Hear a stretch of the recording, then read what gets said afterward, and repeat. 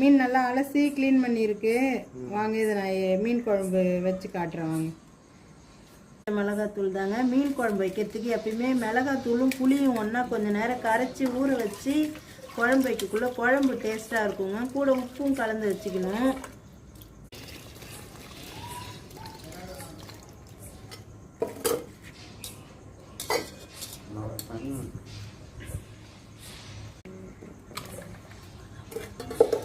வெங்காயம் நறுக்கி வச்சுருக்கேன், 2 தக்காளி நறுக்கி வச்சுருக்கேன், காரத்துக்கு 3 பச்சை மிளகாய், கொஞ்சம் பூண்டு,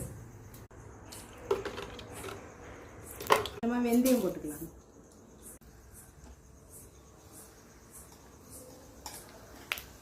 நறுக்கின வெங்காயத்தை சேர்த்துக்கலாம். வதங்கிடுச்சு. இப்போ கொஞ்சம் தக்காளி சேர்த்துக்கலாம்.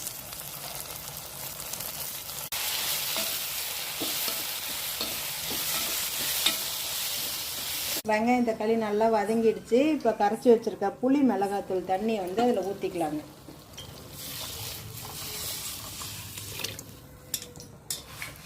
குழம்பு நல்லா கொதிக்கட்டுங்க 5 நிமிஷம்.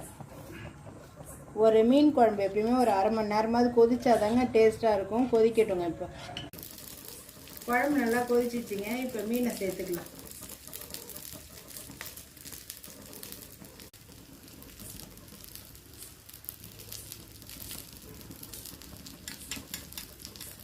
இதை ஒரு 5 நிமிஷம் அப்படியே கொதிக்கட்டும்.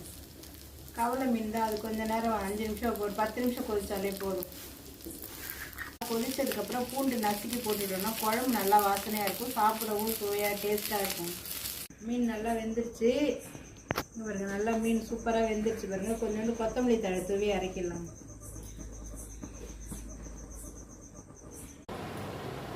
மீன் குழம்பு ரெடி ஆயிடுச்சு. வாங்க சாப்பிட்டு பார்ப்போம்.